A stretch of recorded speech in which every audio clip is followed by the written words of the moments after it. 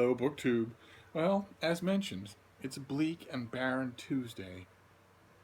I'm wandering around the rooms here at Hyde Cottage, pulling down books and putting them back. Nothing new in the mail. No mail at all. Just me and the sweet little old lady, sound asleep.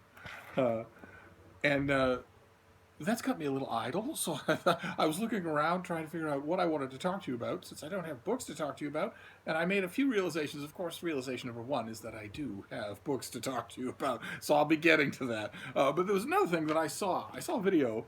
I came to it late. I saw it belatedly just today on Michael Deutsch's channel, a video that he made with his sweet little dog Daisy, uh, called BookTube Do's and Don'ts, in which he makes a few points just about things that bother him or that he likes about BookTube, and it scratched an itch of mine. I have many such thoughts myself, so I want to recapitulate his video a bit and also add a few points of my own.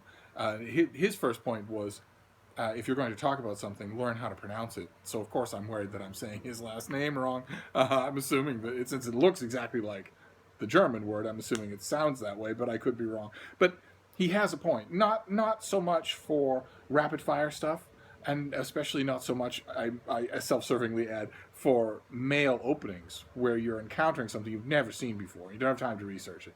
But if you're doing a book review of something, I don't want to hear at minute 2, I don't want to hear you look at the camera and say, I don't really know if I'm pronouncing that right. When there are, as he points out in his video, 80 million ways to learn the right way to pronounce something. Not just the author's name, but the names of everything in the thing. So a minute's preparation might be good. Another point of his was no spamming. Don't go to somebody's channel with a link ready and say, hey, watch my video. It's incredibly off-putting. It looks like exactly what it probably is, which is you simply trying to use a channel to benefit yourself. Well, why would you do that? Why would you think that anyone would like that? I've noticed that my own channel, it might be true with a lot of you, my own channel automatically shunts any comment with a hot link to spam. And it alerts me that there are comments waiting for approval, but it doesn't put them in the comments feed automatically.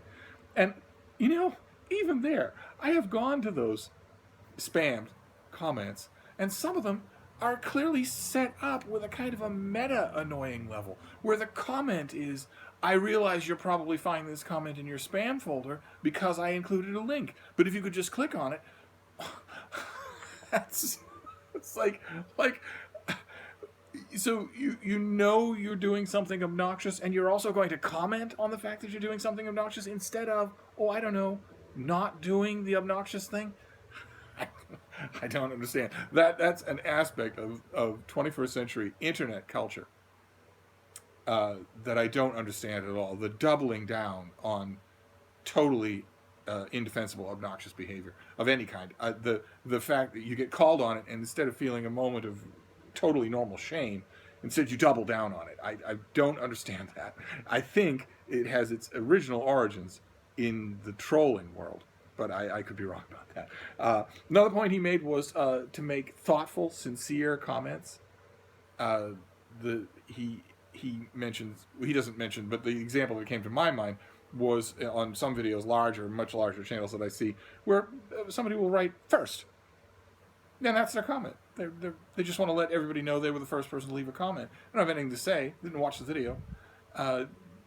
Things like that he mentions. That BookTube is more than any other part of YouTube. It's a conversation. So, a comment on a video that is, a hit and run type thing is of no interest to anybody, and is a waste of your time to make. He made one observation in the middle of this particular comment of his that horrified me. He said that if your video is 15 or 20 minutes long, you can't expect everyone to watch the whole thing. I trust you're all watching all of my Natterfests all the way to the bitter end. I don't make short videos.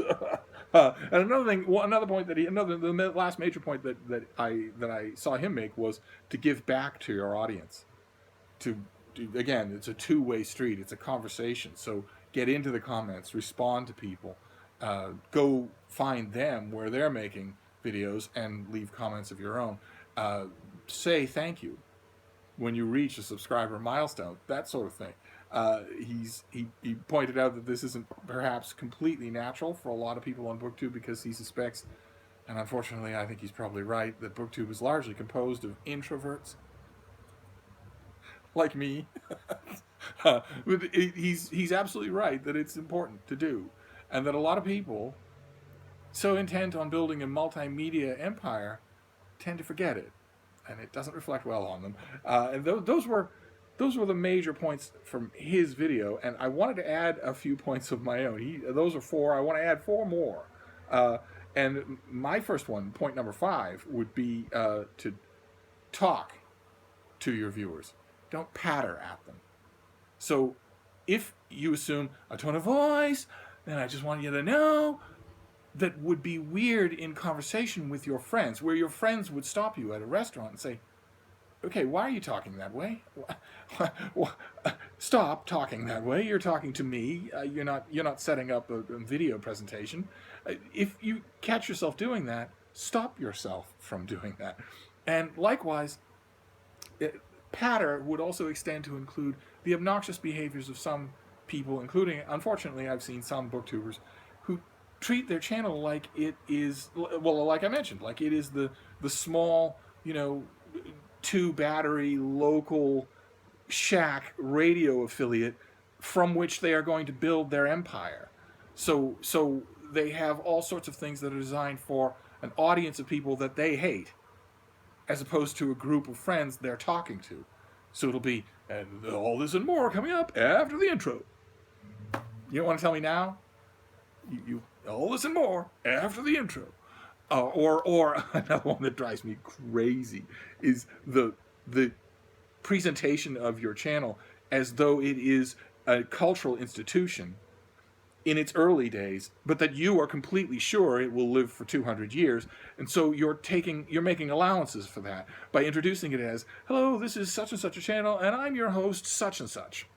Like you're expecting that sometime 50 years from now, it'll still be the such and such channel, but you will have retired long since with gray hair and the whole world standing up at your lifetime Oscar achievement, and someone else will continue the program. It'll still be your name. They'll have it. The introducer will be different when you've gone on to much greater things. This is a tiny YouTube channel, okay? I would appreciate it if booktubers especially would just dispense with all of that crap. It's absolutely ridiculous. Another point, we'll drop down from the conceptual to the practical, but I see it happen, and it drives me crazy. Don't leave the camera frame. In the television world, this is known as dead air. And if it can get Dan Rather fired, it ought to be able to get you fired. Don't leave the camera frame. And the way you avoid that is very simple. Once you've decided how you're going to make a video, what you're going to do for the next 5 minutes, if you're going to make a 5-minute video, a 7-minute video, once you've decided what that video is going to be, think about the things you will need for that video and have them all right there. Whether it's an item or a piece of information, have it all right there. Then make the video. And if you're making the video and you get to minute 5 and you've got 45 seconds left and everything's going fine, and then you realize, oh my God, despite all that preparation, I forgot something, make the video again from the start. Don't get up and walk away. Well, I have to listen to you rattling around and watch your pet piranha for a few minutes until you come back. If you're going to do that, if you absolutely can't avoid it, well, you're the one with 80 million jump cuts. You're the one who's spending 4 hours on the editing software just so that you can complain when you reach 10,000 subscribers that the editing takes so long to do. First of all, no one has a gun to your head to make edits at all. But if you're going to do that, and if you're going to complain about it, how about editing out the dead air? There's a thought. This is what happens when I don't get mail. we'll just hurry on to the end. Point number 7 is don't when you're done with your video, don't pump your audience. Don't you know? Here's my gift shop. Here's my Etsy. Here's my Instagram. Here's my Snapchat. Here's my be sure to check me out on all of those. When you do that, especially when it's more than 1 or 2 or 3 or 4 things that you're mentioning, and you're doing it in a bored tone of voice because you do it at the end of every video, when you do that, you are creating the impression in your viewers that that was the reason for the video, and that you don't really care to talk to them, you just want what they can give you.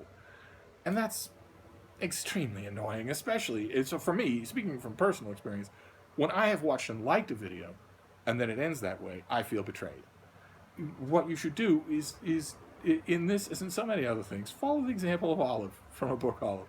She's done with her video. She says, if you'd like to talk to me elsewhere, here's where I am. Simple as that.